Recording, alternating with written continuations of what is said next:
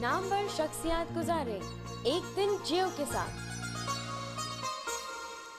डेरा इस्माइल खान में जमीयत उलमाए इस्लाम के सदर मौलाना फजलुर रहमान के आबाई गांव अब्दुल खैल पहुंचे, जहां उनके सेक्रेटरी ने इस्तकबाल किया। मौलाना फजलुर रहमान नमाज के लिए बाहर निकले तो उनसे मुलाकात हुई।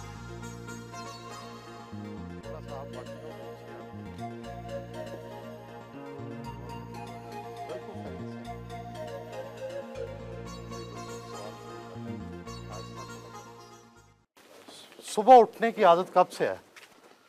जब से होश संभाला है, और मैं 7 साल की उम्र में नमाज़ पढ़ने लग गया था। हमारे चचा जान होते थे मरहूम खलीफा मोहम्मद साहब, उन्होंने नमाज़ पढ़ाना शुरू किया था, तो तब से सुबह नमाज के वक्त उठने की आदत तो है। सुबह उठना काफ़ी मुश्किल होता है, लेकिन हमें आदत पड़ गई है। घर में तो हमें इजाज़त भी नहीं थी कि हम सुबह न उठें या जमात में शामिल ना हों। कभी मार तो नहीं पड़ी सुबह देर से उठने पर?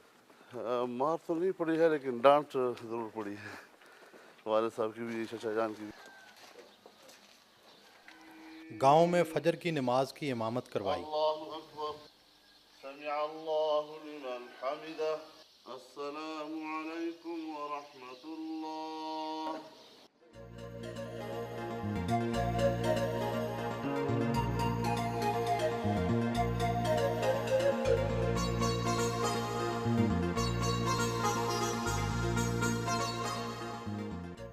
आप देहात में पैदा हुए, फिर आपने शहरों में भी ज़िंदगी गुजारी। अब देहात की ज़िंदगी कैसी लगती है? देहाती ज़िंदगी तो वैसे भी फितरत के करीब तर है। मैंने जब मुल्तान से मैट्रिक पास किया तो 2 साल तक मैंने देहातों में ही पढ़ा है जी, बिल्कुल सुनसान इलाक़ों में। तो देहाती माहौल से मेरी बड़ी मुनासबत है, और यही वजह है कि अब मेरी ज़रूरियात ज़िंदगी जो है, मेरा जो अब मसरूफ़ियात हैं, उसका अगरचे ज़्यादातर ताल्लुक़ अब गांव के घर से नहीं रहा है, लेकिन उसके बावजूद मैं जब भी डेरे आता हूँ तो कोई वक्त निकाल कर मैं ज़रूर यहाँ पहुँचता हूँ, 1-2 रात यहाँ गुजारता हूँ।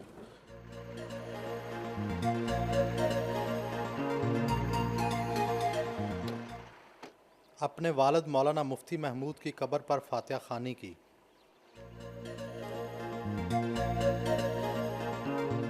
आपके वालिद मौलाना मुफ्ती महमूद की कब्र बहुत सादा है, आपने मज़ार क्यों नहीं बनवाया? हमारे यहाँ चूँकि तमाम जो जितनी भी हमारे खानकाहें हैं, हमारे कब्रिस्तानें हैं, आप देख रहे हैं कि यहाँ कोई पुख्ता कब्र नहीं है, तो इसी सुन्नत तरीक़े का लिहाज रखा गया है।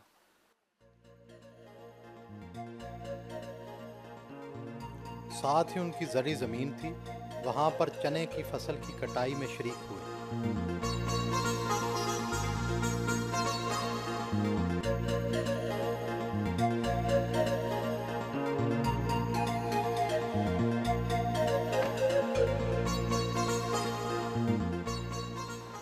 आम तासुर है कि मौलवी हजरात हाथ से काम नहीं करते। क्या आप बचपन में हाथ से काम करते रहे हैं? हमारा तो ये जो आपने देखा कि देहाती माहौल है, मुझे याद है मैं यहाँ पर जब पढ़ता था तो मैं ख़ुद जाता था यहाँ सहराओं में, दरख्तों के ऊपर चढ़ के कुल्हाड़ियों से उसकी टहनियाँ काटता था।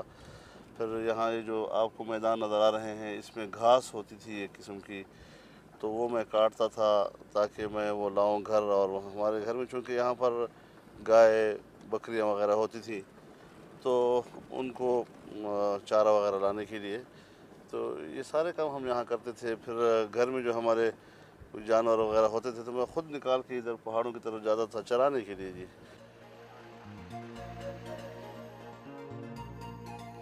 गांव वापस आए और नाश्ता किया।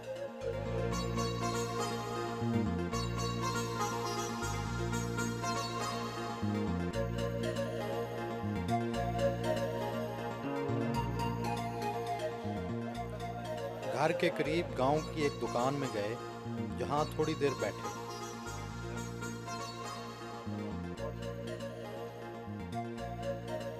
गांव में अपने वालिद के दोस्तों और दूसरे लोगों से मिले।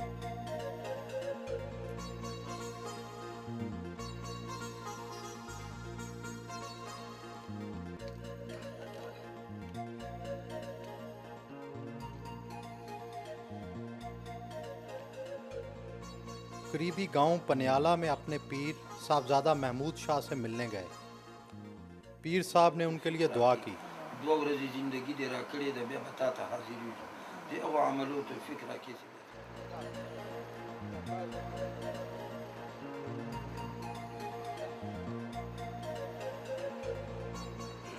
बज़ाहिर सियासत बहुत मुश्किल काम है, कभी कभी आपका दिल नहीं करता कि सियासत छोड़ दें? इतना आदमी कभी तो थक जाता है, उकसा जाता है। एक तो उसकी एक थकान है, वो तो अपनी जगह पर होती है। बाज़ औक़ात ये भी एहसास होता है कि मेहनत के बावजूद मुसलसल जो मायूसियाँ होती हैं, और मायूसियों का जब सफ़र लंबा हो जाता है तो ये एहसास तो आता रहता है, लेकिन फिर जो मकसद से जो लगन होती है और उसकी तबीयत में जो तहरीक होती है वो मुसलसल उसके लिए जदोजहद पे आमादा करती है और मुतहर्रिक रखती है। गांव से डेरा इस्माइल खान शहर में अपने घर पहुंचे। वालिद साहब की कौन सी बात अच्छी लगती है? जिस चीज़ के लिए वो काम कर रहे हैं वो आखिरत के लिए हमारा मकसद है, और दुनिया में भी उसी से कामयाबी मिलती है जिस चीज़ के लिए वो कोशिश कर रहे हैं। उनसे किस बात पर आपको शिकायत रहती है? शिकायत तो बस इसी बात पर रहती है कि वो घर बहुत ही कम आते हैं, न होने के बराबर जैसे।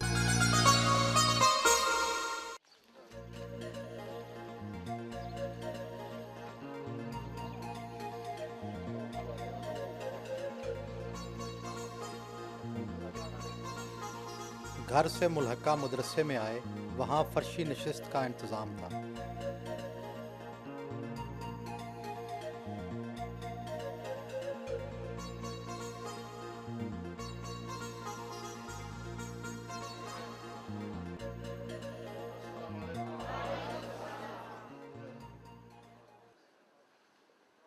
मदरसे में तलबा से खिताब के बाद दुआ की। اللهم إنا نسألك علما نافعا وعملا متقبلا ورزقا واسعا حلالا طيبا.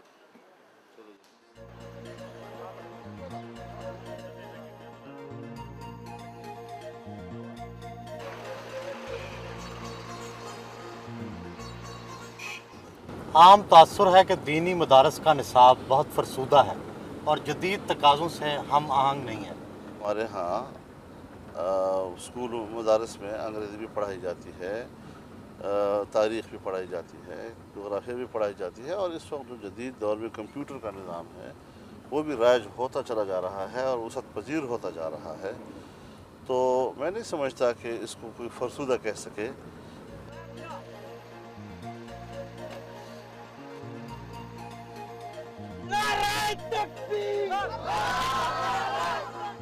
यानी सबसे पहले जनाब कायद मोहतरम साहब, हमारा पुराना और देरीना और परेशान कौन मसला रोड का मसला है। बिस्मिल्लाहिर्रहमानिर्रहीम। जो कुछ आपने मुतालबा किया है इससे भी कहीं ज़्यादा आप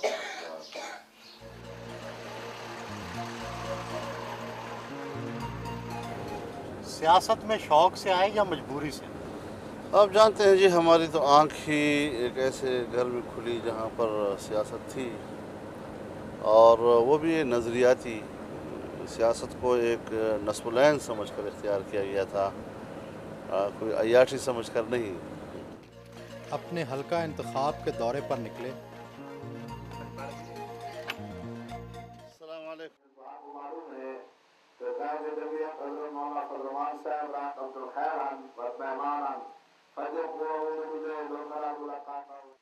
जलसे से खिताब किया।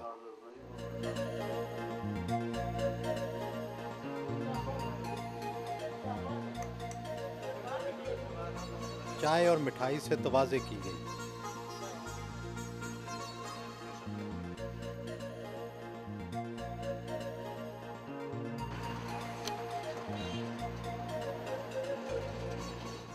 बचपन में किस किस्म की शरारतें किया करते थे?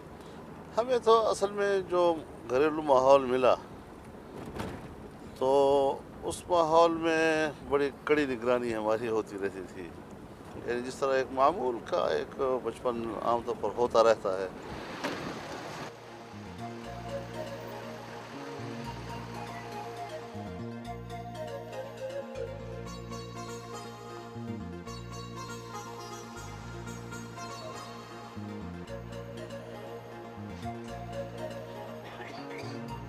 हर जगह लोग दरखास्तों पर सिफारिशें करवाते रहे।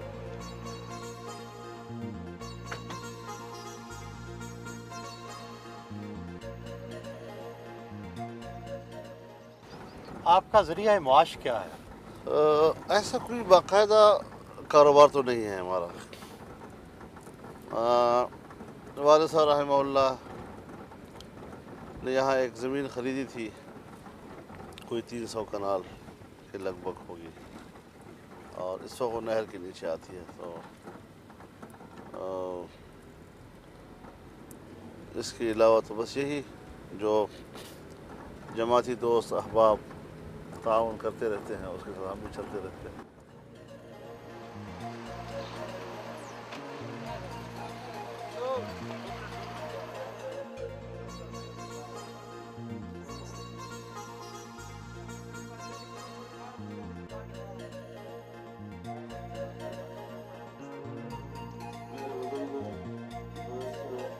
जलसे से खिताब किया।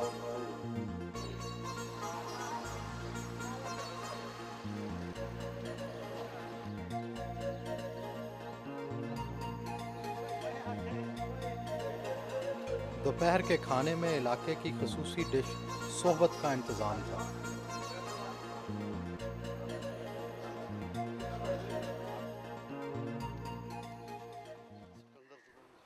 लंच के बाद नमाज अदा की।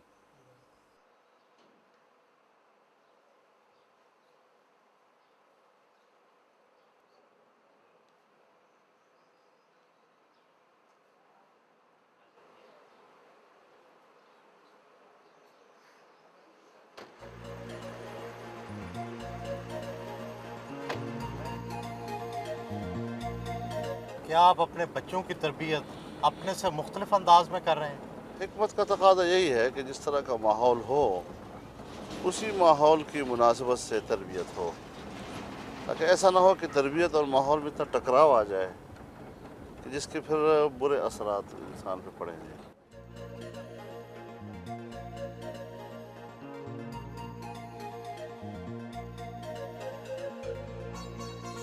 माड़ा में लोगों के मसाइल सुने।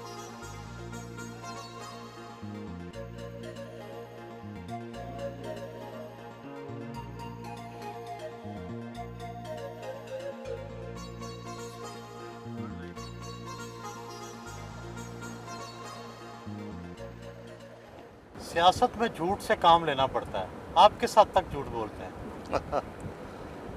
मेरे ख्याल में सियासत में झूठ बोलने की ज़रूरत नहीं होती, और ये हो सकता है कि अगर कोई किसी सच की ज़रूरत न हो तो बिला ज़रूरत सच न बोला जाए, उस हद तक बोला जाए जिस हद तक सच की ज़रूरत हो।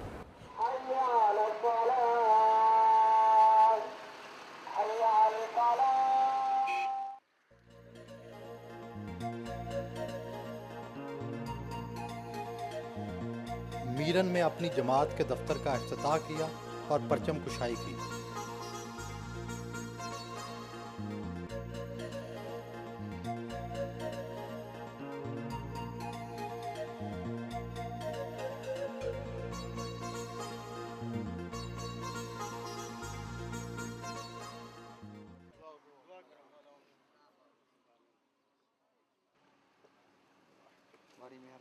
अल्लाह मुबारक फरमाए।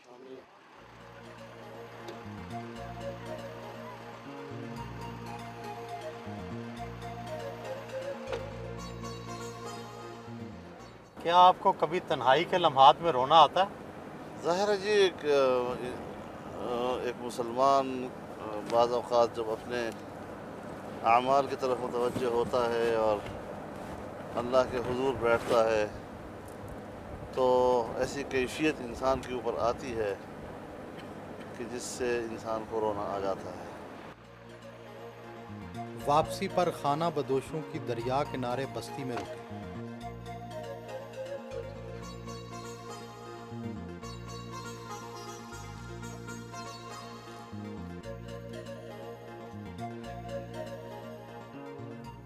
خانہ بدوشوں کی زندگی میں آپ کو کوئی دلچسپی نظر آتی ہے؟ خانہ بدوشی کی زندگی ہے تو مشقت کی زندگی، اور ہمارے اپنے آبا و اجداد یہی خانہ بدوش رہے ہیں۔ قافلوں کا تیار ہونا اور پھر وہاں سے نکلنا اور پھر روانہ ہونا اور پھر سفر میں جگہ جگہ پڑاؤ ڈالنا اور چلنا، اس کا کچھ الگ سا ہی اپنا ہی ایک لطف ہے اس کا جی۔ خانہ بدوشوں نے قہوہ پیش کیا۔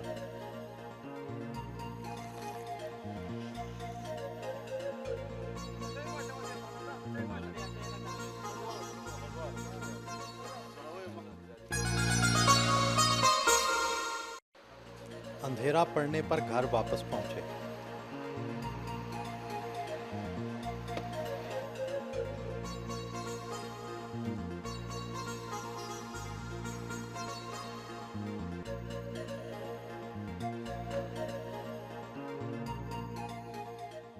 بطور بھائی ان کا آپ کے ساتھ کیسا سلوک ہے؟ بطور بھائی تو نہیں کہیں، بطور میں کہوں گا بطور والد بالکل ان کا رویہ جو ہے نا، ہم نے جو فیل کیا ہے بالکل باپ جیسا، ان کو اسی نظر سے دیکھا ہے اور اسی طرح پیش آتے ہیں، سخت بھی شفقت والے بھی۔ کس بات پر آپ کو ناراض ہوتے ہیں؟ پڑھائی کے معاملے میں بہت سخت ہیں، خاص کر مدرسے والی جو پڑھائی ہے اس میں تو پھر وہ بالکل گنجائش نہیں چھوڑتے۔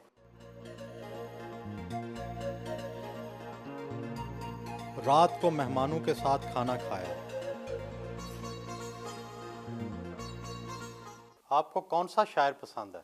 علامہ اقبال کا اپنا ایک مقام ہے، اس میں کوئی شک نہیں ہے، لیکن اس کے علاوہ شعر میں فیض احمد فیض کا بھی آج کے دور کے شعراء میں بڑا مقام ہے۔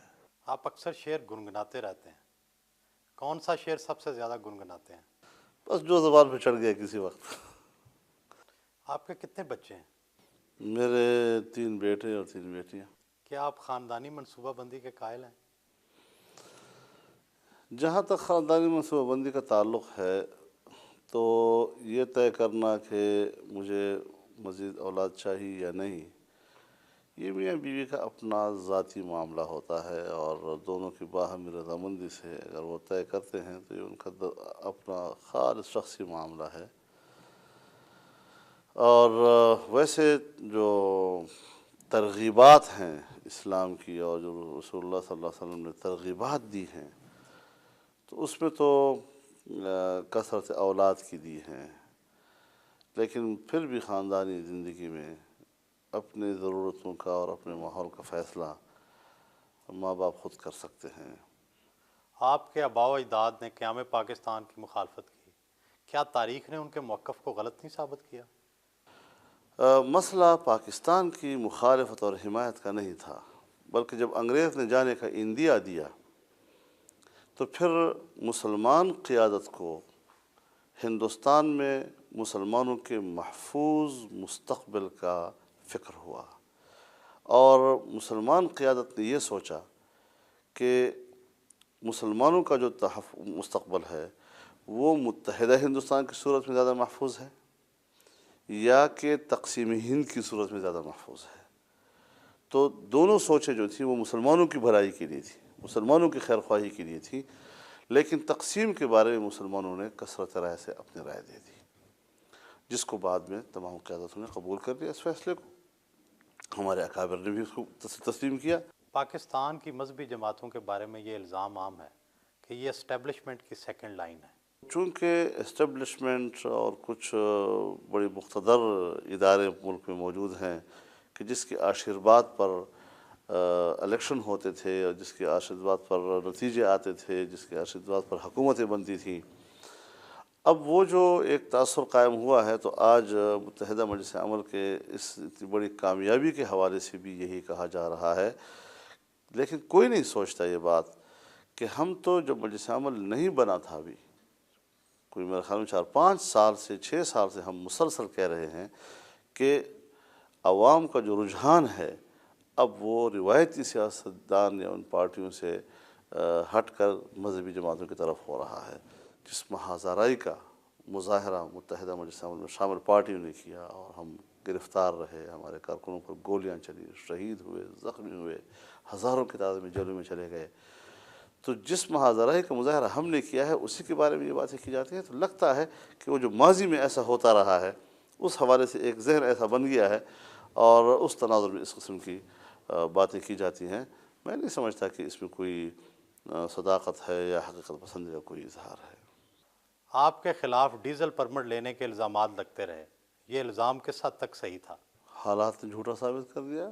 اتنا لمبا وقت گزر گیا اس میں. نواز شریف کی مخالفت ہم نے کی، مشرف کی مخالفت ہم نے کی، ہر دور میں ڈٹ کر بات کی. اگر ہمارے اندر جو کمزوریاں ہوتی تو ہم بلا حکومتوں کا اتنا ڈٹ کر مقابلہ کرتے.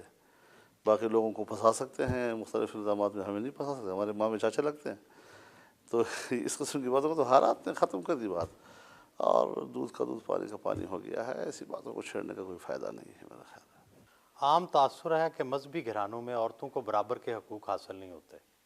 میرے خیال میں مذہبی گھرانوں ہی میں تو عورت کو اس کا صحیح مقام ملتا ہے اور اس کے حقوق کا صحیح تحفظ ہوتا ہے. جہاں خاتون کو وہ مقام دیا جائے کہ جو اللہ رب العالمین نے اس کو دیا ہے، تو میرے خیال میں اس سے بڑھ کر تو اور کچھ نہیں ہو سکتا. رومانس کو پسند کرتے ہیں؟ اس قسم کے کوئی تجربے مجھے نہیں کیے اور نہیں گھر میں کوئی ایسا ماحول مجھے ملا ہے. دن کے اختتام پر ان سے رخصت چاہیے.